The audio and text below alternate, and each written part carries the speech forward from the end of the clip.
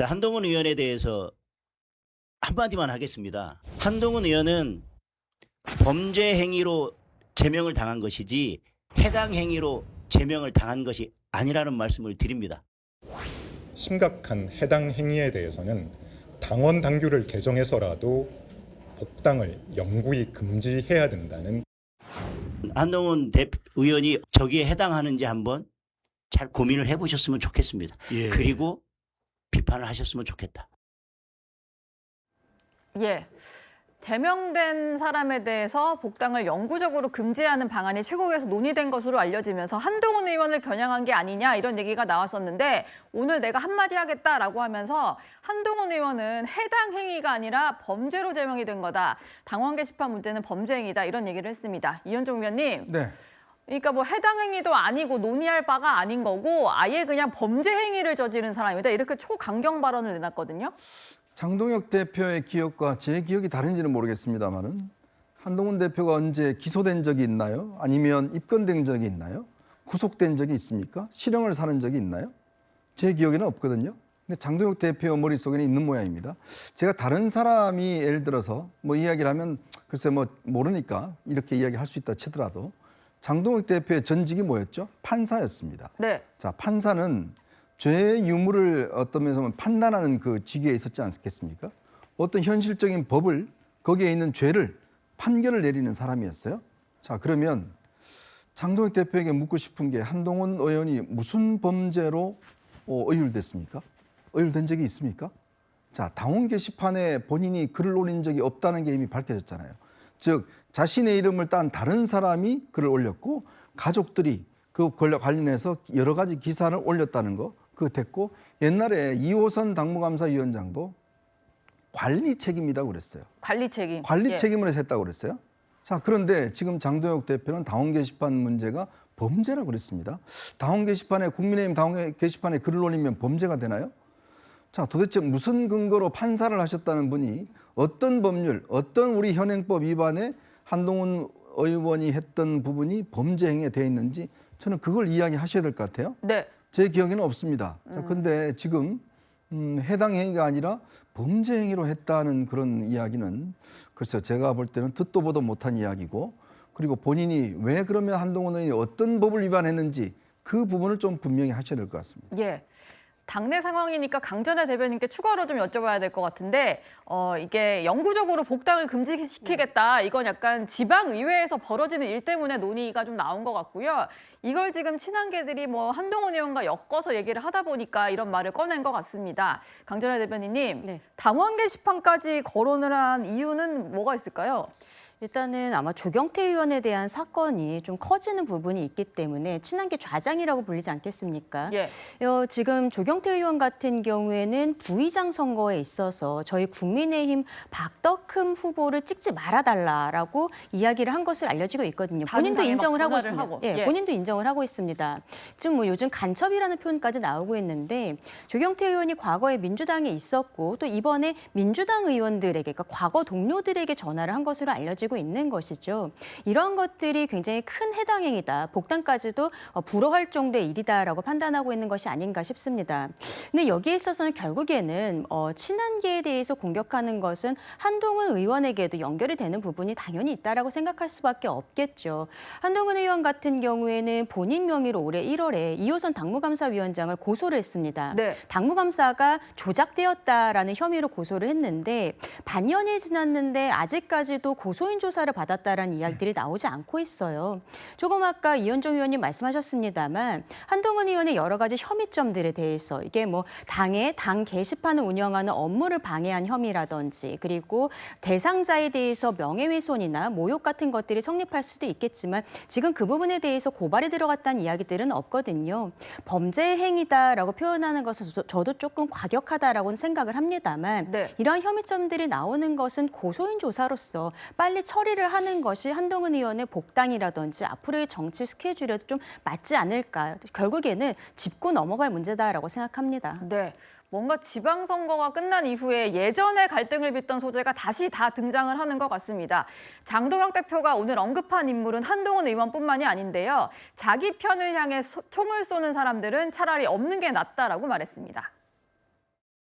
저는 구체적으로 누구를 징계하고 뭐 이렇게 한 적은 없습니다. 본인 발이 저린 사람들이 나와서 그냥 그런 이야기를 하는지 모르겠지만 제가 정중하게 오늘 장경태 대표의 스스로의 사퇴를 권유했습니다. 대표 물러나라 주구장창 이야기하는 것은 덧셈 정치고 해당 행위를 하는 사람들 정리하고 하는 것은 뺄셈 정치라고 합니다. 이제 사퇴 안 하겠다 선거하셨는데 어떻게 좀 생각하시는지 여쭤볼 수 있을까요? 저희가 평가할 필요가 있을까요? 순리대로 되는 거지. 우리 당 후보가 아니라 타당 후보나 무소속 후보를 지원하는 것, 이게 해당 행위가 아니다? 전혀 이해를 할 수가 없습니다. 장동혁 대표가 주도한 징계를 통한 뺄셈의 정치는 사법부의 판결로 그 효력을 잃었습니다. 우리한테 총풀이를 겨누는 사람을 이건 정리를 해야 된다라고 하지 말라고 하는 게 뺄셈 정치입니다. 100명이 있지만 20명이 자기 편을 향해서 총을 쏘는 사람이 있다면 저는 그 20명 없는 것만 못하다는. 네.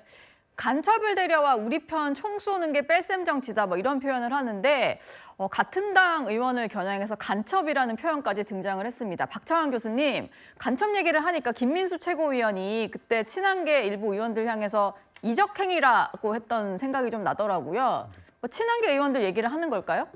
장동혁 대표나 장동혁 대표 주변에 있는 소위 친장계라고 불리시는 분들의 인식의 단면을 좀 보는 것 같아요. 우리가 흔히 이런 것들을 갖다가 이분법적인 사고, 흑백 논리, 적 아니면 동지 이런 네. 식으로 구분하는 게 흑백 논리 아니겠습니까? 윤석열 정권 시대 때 윤석열 대통령이 당시에 야당에 대해서 누구나 다 들었어요.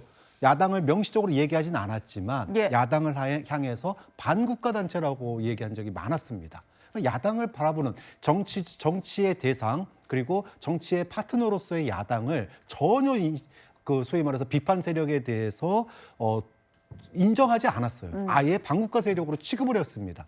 지금 장동혁 대표나 김민수 최고도 동료 당에 있는 소위 친한계라든지 자신을 비판하는 반장계에 대해서 나에 대해서 비판하면 마치 그건 반국가 세력이야라고 얘기하는 거랑 똑같은 지금 얘기를 하고 있는 거예요. 네. 그러니까 윤석열 전 대통령의 그런 이분법적인 사고와 장동혁 대표나 김민수 최고의 이분법적인 사고가 너무나 닮은 거 아니냐. 좀 그런 점에서 네. 이런 그 정치의 파트너, 같이 가는 그 같은 당에 있는 당원들 또는 국회의원들조차도 이적행위, 간첩행위 이렇게 몰아붙이니 야당 의원들은 오직했겠습니까? 저는 그런 점에서 이런 이분법적인 사고가 정치에서 미치는 해악이 얼마나 큰지를 지금 단면으로 보여주고 있는 거 아니냐 좀 안타깝습니다. 네.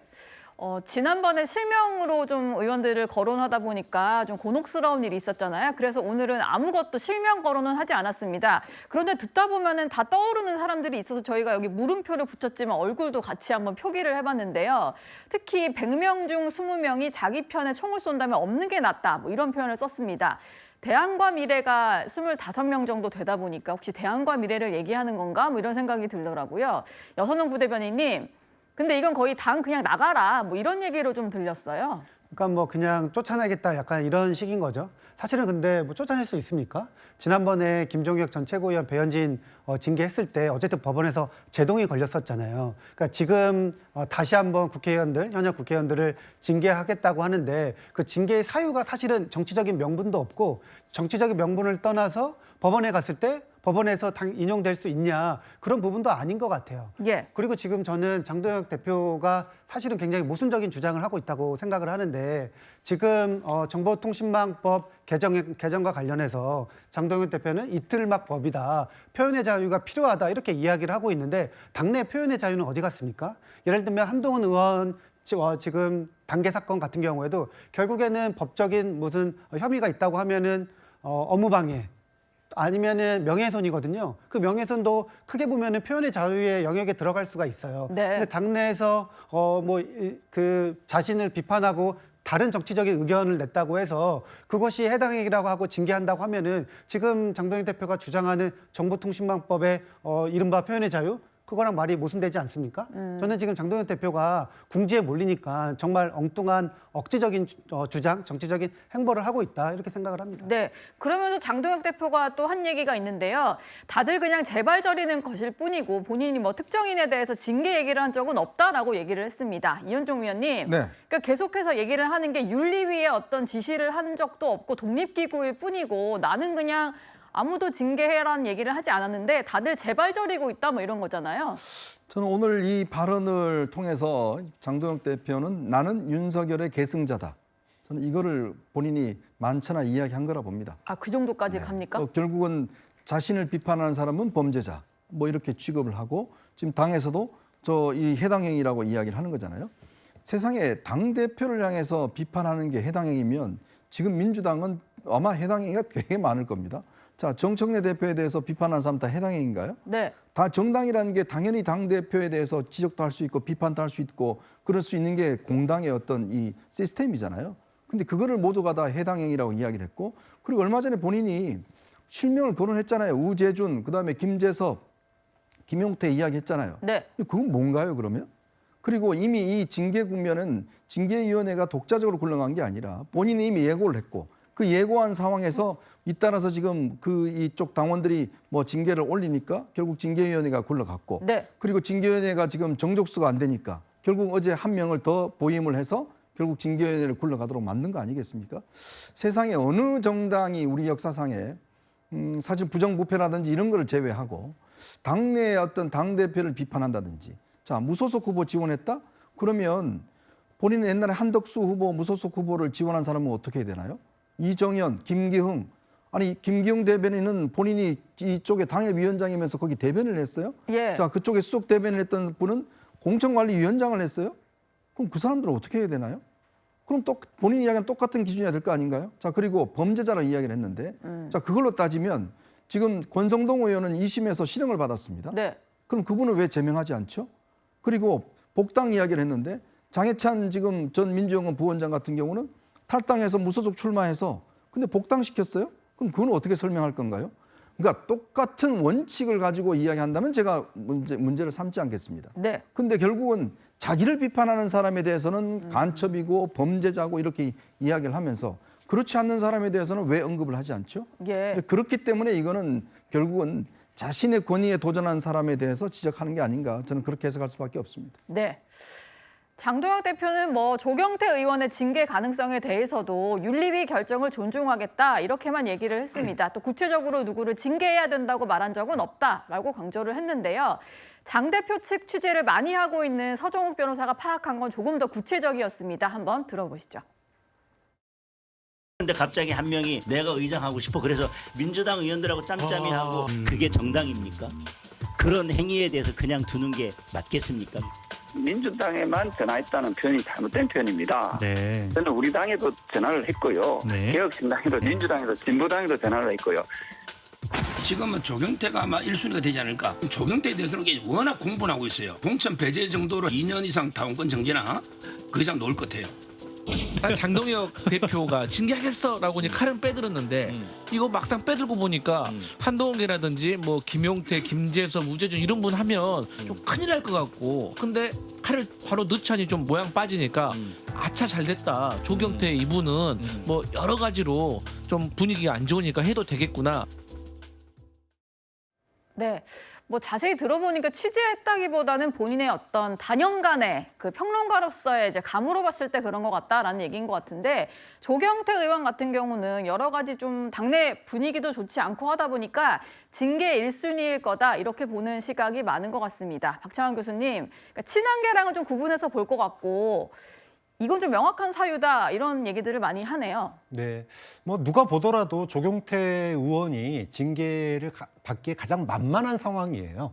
일단 당내 경선을 했는데 그 경선에서 떨어진 사람이 상대방에 전화해서 국회 부의장으로 뽑아주지 말라라고 얘기한 행위 자체가 네. 누가 보더라도 이건 잘못했네라고 얘기할 수밖에 없는 상황이거든요. 그렇기 때문에 특히나 조경태 의원은 원래 뿌리가 뭐 국민의힘에 없는 분 아닙니까? 민주당에 있다가 오신 민주당 분이니까. 출신이니까요. 그러다 보니까 상대적으로 징계할 때 만만할 수 있겠다. 뭐 이렇게 추론할 수 있을 것 같아요. 또 지금 이제 이 사유. 그러면 왜 그런 행위를 했냐라고 물어봤을 때 네. 아니 박덕흠 의원이 지난번에 탄핵에 부결을 투표하지 않았냐. 탄핵 반대한 거는 내란 옹호 세력 아니냐 그랬는데 그럼 국민의힘은 이제까지 단 한 번도 탄핵 부결에 대해서 공식적으로 사과나 반성이나 뭐 유감을 표명한 적이 없습니다. 그렇기 때문에 그러면은 국민의힘 전체가 다 지금 내란 옹호 세력이라고 얘기한 거예요. 네. 자, 이 부분을 갖다가 징계를 한다면 하는 대로 문제가 되고 안 하면 안 하는 대로 문제가 되겠지만 어쨌든 그것과 별개로 경선에 불복한 것 가지고 징계를 할 수 있는 충분한 사유가 되기 때문에 네. 만만한 게 적용되다 그렇게 얘기가 나올 수밖에 없죠. 예. 그리고 당원권 정지 2년 좀 구체적인 징계 수위도 언급을 했는데요. 강전혜 대변인님, 이게 2년이라는 게 좀 의미심장한 건데, 그러니까 다음 총선에 출마가 할 수 없게 되는 뭐 그런 기간인 것 같아요. 그렇죠. 2년이라고 생각하면 바로 다음 총선을 생각을 할 수밖에 없지 않겠습니까? 결국에는 이 부분에 있어서 만약에 가처분이 인용이 된다라고 하더라도 본안 재판은 3심까지 갈 것이다라는 것도 결국엔 연결이 되어 있는 것이 아닌가 싶어요. 영구 복당을 못하게 하겠다 이러한 이야기들이 나오면서 지금 강경 메시지들이 나가고 있기 때문에 만약에 1심에서 당의 징계가 잘못됐다는 판단이 나와도 당 측에서는 다시 항소를 하고 대법원까지 올리면서 결국에는 끝까지 그러니까 공천을 주지 않겠다라는 모습들을 보이고 있는 것이 아닌가 싶습니다. 네. 이러한 이야기들을 하는 것은 저는 일종의 공포정치라는 생각이 드는 부분들도 있기는 합니다만 결국에는 이번에 조경태 의원이 보여줬었던 모습들은 어떻게 보면은 한동훈 의원과 친한계에게도 저는 마이너스가 되는 부분이라고 생각을 해요. 한동훈 의원의 거취라든지 이런 것과는 상관없이 개인적으로 본인이 했던 행동이지만 조금 네. 아까 교수님 말씀하신 것처럼 친한계 좌장으로서의 조경태 의원의 위치라는 것들이 있었거든요. 아마 이번에 징계는 좀 피하기 어려울 것 같다. 개인적으로 그렇게 생각합니다. 네. 근데 조경태 의원은 뭐 누구게 이러면은 자기가 최다선이다 이러시면서 본인만의 개파 얘기를 하시는 것 같은데 어쨌든 조경태 의원 얘기를 잠깐 만나봤고요. 당 기강을 바로잡겠다면서 징계 방침을 재차 강조한 장동혁 대표는 어제에 이어서 오늘도 장외 행보에 나서고 있습니다.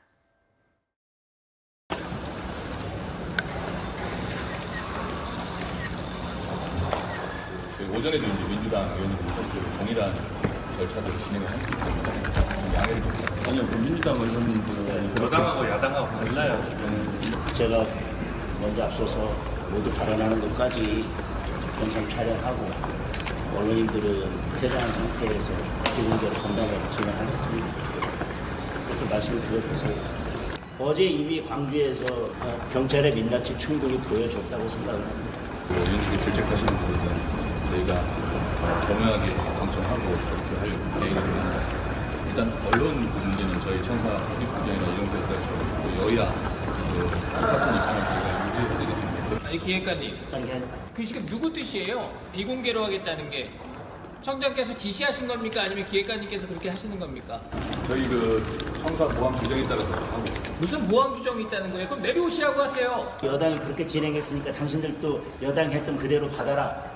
저희는 그거 동의하기 어렵습니다. 그만 말씀하시고 올라가세요. 계속 지금 여기 서 있게 하시는 거예요. 지금 계속 입장을 말씀하시면서 빨리 가서 보고하십시오. 보고하시고 입장을 주세요. 네, 장동혁 대표가 집중하고 있는 게 딱 두 가지가 있는데요. 선관위 사태에 대한 재선거 목소리 그리고 장윤기 사건에 대한 경찰 항의 방문입니다. 어제도 총리 접견 취소하고 광주로 내려갔는데 광주경찰청장이 자리에 없어서 면담이 불발됐었고요. 오늘은 경찰청을 가기는 갔는데 직무대행과의 만남을 공개로 하려고 했는데 비공개 요구를 하니까 저렇게 실랑이를 벌이는 그런 모습이었습니다. 장동혁 대표의 최근 행보에 대해서 정치권 일각에서는 우려의 목소리도 많이 나오고 있습니다. 한동훈 무소속 후보에 대해서 좀 심정적으로 도움을 줬다고 당의 징계 사유가 되는지 잘 모르겠어요. 윤리위원회라는 게 장동혁 대표가 다 임명한 사람들이니까 장동혁 대표의 편에서 뭐를 판단할 수 있겠죠.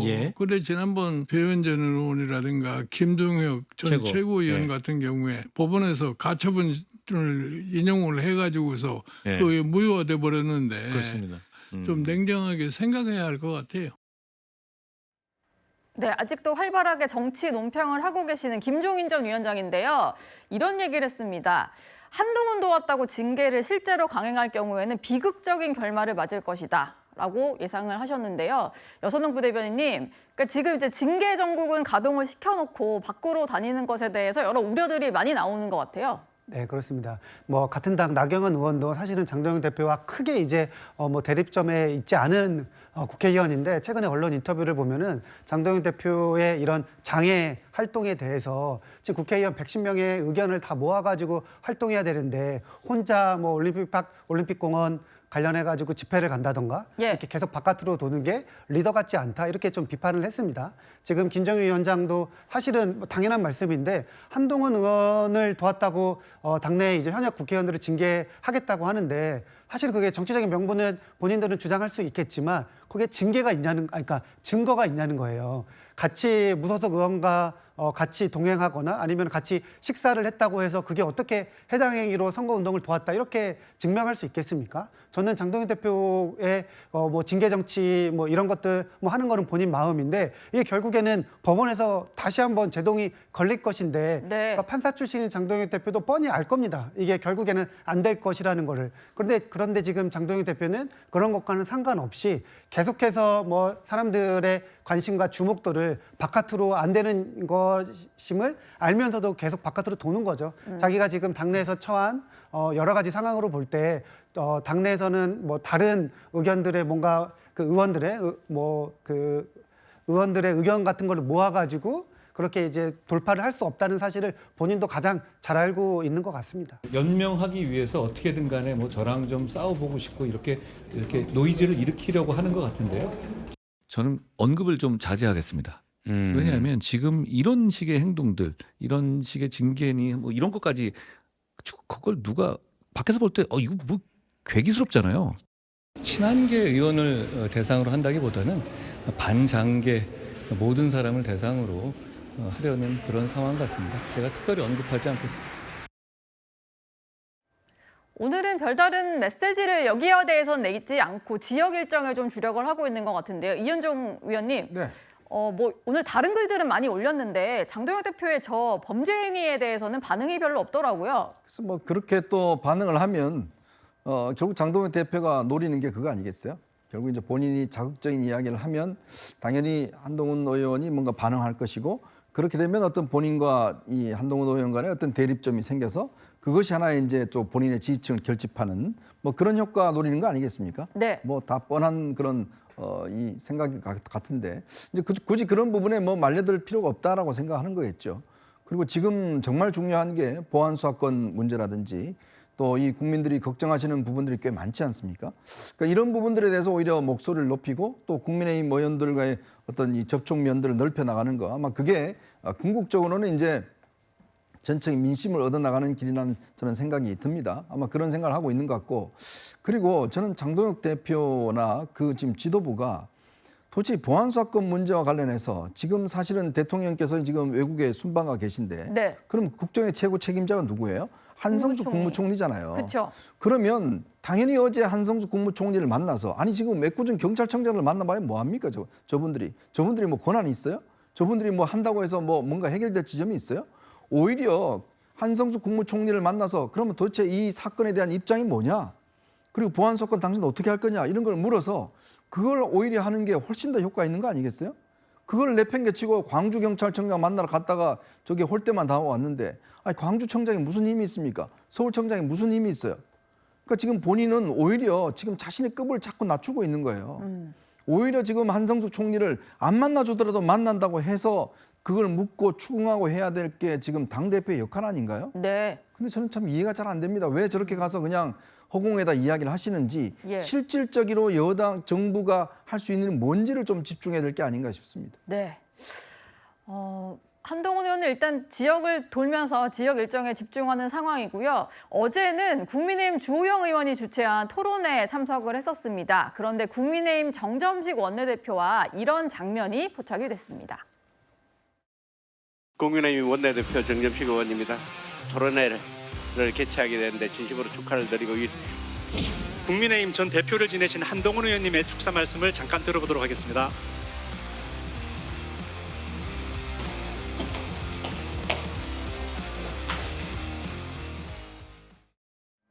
네, 정점식 원내대표와 한동훈 의원이 뭐 행사장에서도 많이 마주치고 국회 토론회에서도 많이 마주치는 사이입니다. 근데 어제는요, 저렇게 한동훈 의원이 얘기를 하려고 단상에 오르는 동안 정점식 의원이 자리를 떠나는 모습이 포착이 됐습니다.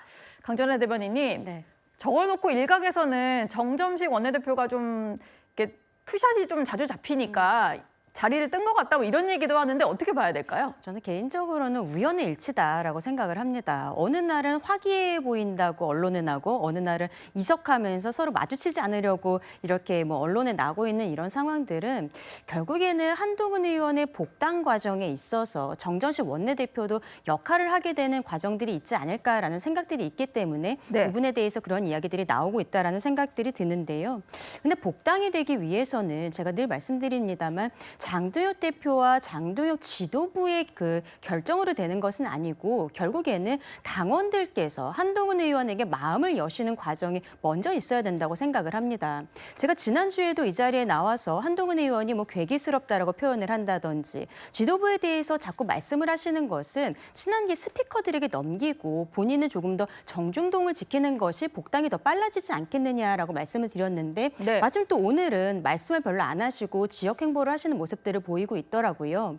근데 아쉬운 것은 어제 안철수 의원이 증인신문 과정에서 했던 이야기에 대해서 한동훈 의원 측에서 조금은 드라이하게 사실과 다르다라고 했으면 좋았을 것 같은데 조금 다소 감정적으로 보이는 발언들이 있었던 부분들 그리고 오늘 같은 경우에는 정의한 개혁신당 후보와 관련해서 개혁신당 자체에 대해서 문제 제기하는 모습들을 보였단 말이죠. 네. 그렇다면은 한동훈 의원이 어쨌든 보수 쪽에서의 큰 사람으로서 커가야 되는데 과연 모두를 품을 수 있는 인물이 될 수 있는 것인가 이런 생각들도 분명히 할 수 있다고 생각하거든요. 메시지가 조금 더 정돈이 되고 본인의 태도를 조금 더 넓게 보면서 그리고 지도부라든지 그리고 다른 데에 대한 공격 같은 것들은 말씀드린 것처럼 스피커들에게 넘기는 것이 좋겠다 그런 생각을 합니다. 네. 어제 그리고 공교롭게 이 두 사람의 일정이 한동훈 의원, 뭐 오세훈 시장과 조금 이제 미묘하게 엇갈리는 게 좀 있었는데요. 안철수 의원과 한동훈 의원은 계엄과 관련해서 진실 공방을 좀 벌였고 이렇게 토론회 때 약간 엇갈리는 모습이 좀 포착이 됐었고요. 반면 오세훈 시장은 안철수 의원과 어제 오찬 또 만찬은 정점식 원내대표와 같이 했다라고 합니다. 박창환 교수님. 뭐 두 사람이 지금 뭐 보수의 시감자다 뭐 이런 얘기들을 많이 하는데 어제 일정은 공교롭게 좀 많이 엇갈리는 것 같더라고요. 네, 뭐 한동훈 의원하고 오세훈 시장의 행보에 대해서 자꾸 비교하고 이런 게 두 사람의 이제 그 지위가 다르죠.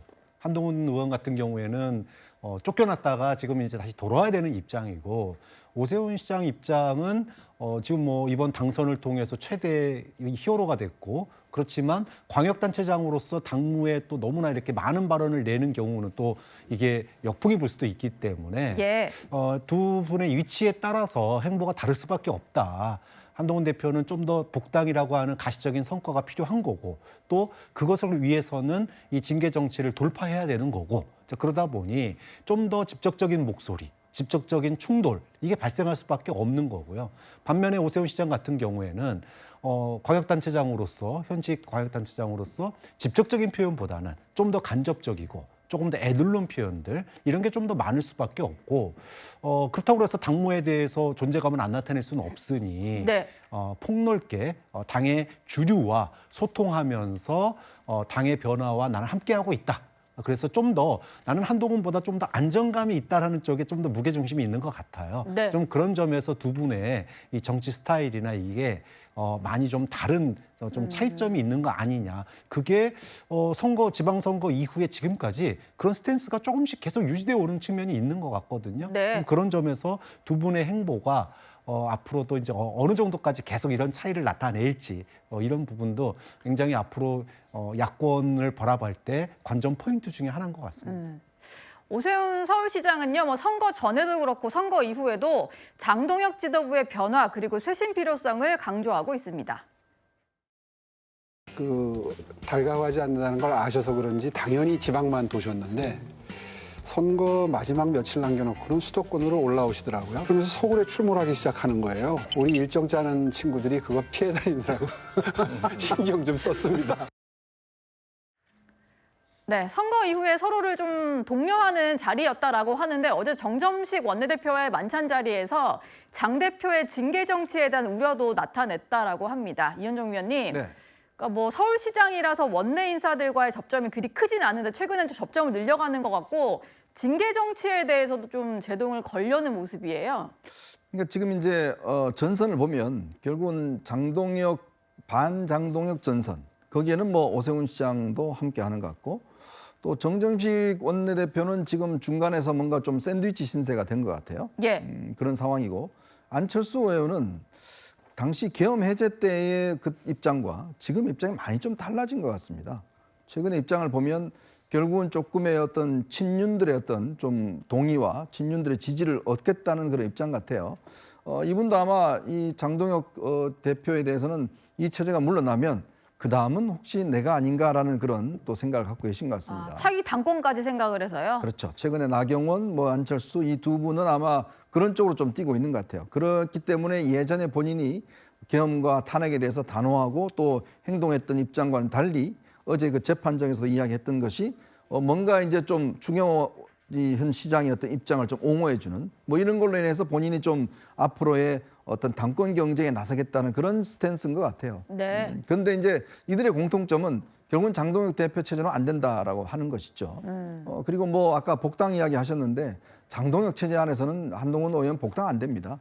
그건 뭐 될 수 없는 문제이고, 예. 그거는 뭐 타협한다고 뭐 장동혁 대표 칭찬한다고 복당이 되겠습니까? 그러니까 결국은 시간의 문제 같아요. 네. 지금 뭐 당장 될 것인가 아니면 좀 더 끌 것인가, 이 시간의 문제지. 사실상 장동혁 지도부는 그 소수 인원과 함께 사실상 고립돼 있고 그 당권을 가지고 있기 때문에 그 키는 결국은 신동욱 최고위원이 지금 사퇴를 안 하기 때문에 예. 지금 유지되고 있는 거잖아요. 그런 어떤 공통점이 있는 상황이고, 그거는 뭐 결국은 이제 국민적인 어떤 지지나 등등 당내 상황에 따라서 시간이 해결해 줄 게 아닌가라는 생각이 듭니다.